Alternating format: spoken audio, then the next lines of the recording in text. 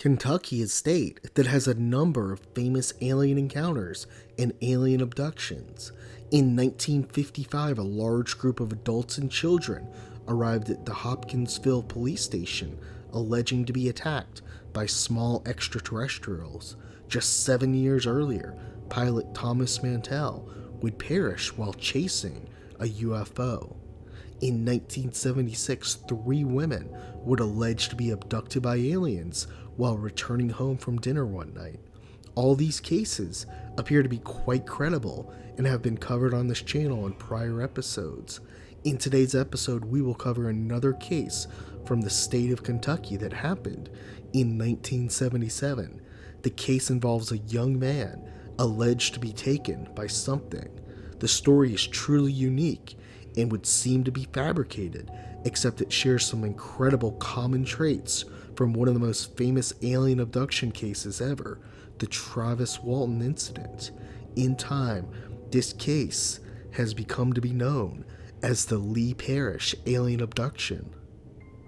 In early 1977, 19-year-old Lee Parrish was living a typical life for a young man. He had just graduated high school and started working for his family's business, driving trucks and doing odd jobs. Lee seemed to be doing well, having a girlfriend, along with a solid number of family and friends. In the early morning of January 27, 1977, Lee's life would be turned upside down though. That night, Lee was watching TV at his girlfriend's home when around 1 a.m., he would say goodbye to his girlfriend Kathy and begin driving home. It was normally a short drive, usually only around 7 minutes. That night the weather was clear and cool, with snow still on the ground from prior days. As Lee began driving down Highway 329, just several minutes into his drive, he spotted some type of craft ahead, around 4 miles down the road. Lee would later say he believed the craft just suddenly appeared as he didn't see it fly in. The UFO was about 100 feet above the tree line and shaped as a rectangle, a unique shape not reported too often. The craft was around 40 feet long and 10 feet tall and hovering silently. It looked red and orange, and Lee would later describe it as looking like a sunset.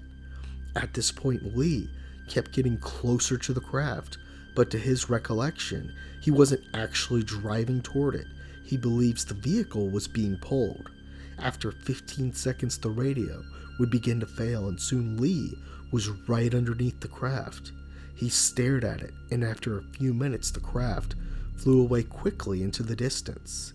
He would get home about 45 minutes later than expected, and his mother would notice his eyes were completely bloodshot. That night his eyes hurt, and Lee would have difficulty sleeping due to the pain.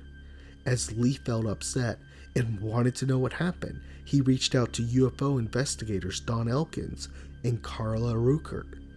Don would eventually arrange for Lee to undergo hypnosis to uncover the lost time.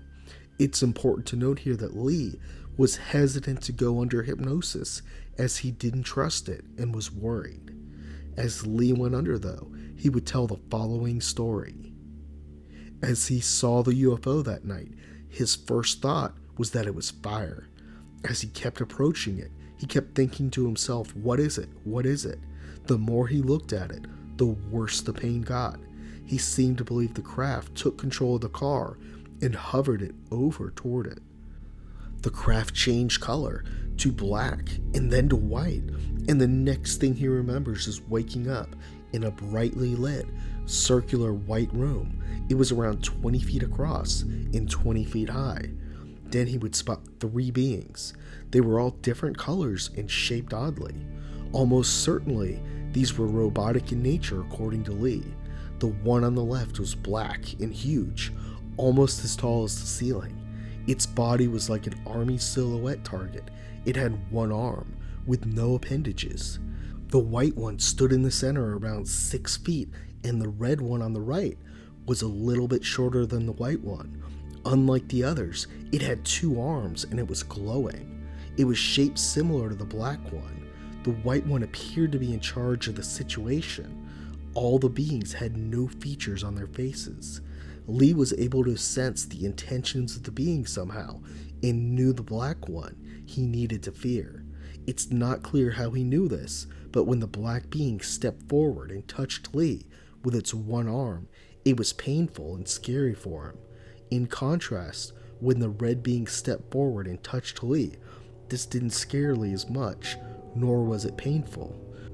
Also, the red one appeared to hesitate somewhat when it reached forward to touch him. After this, the red and white one appeared to step over and all merged into the black being. They then disappeared, and Lee was put back in his car. What can we make of this incredibly odd case? It seems quite unbelievable and has many characteristics not seen in many cases. While Lee does have memories of seeing the UFO, the recollection of the abduction came under hypnosis. This does throw some doubt on the story.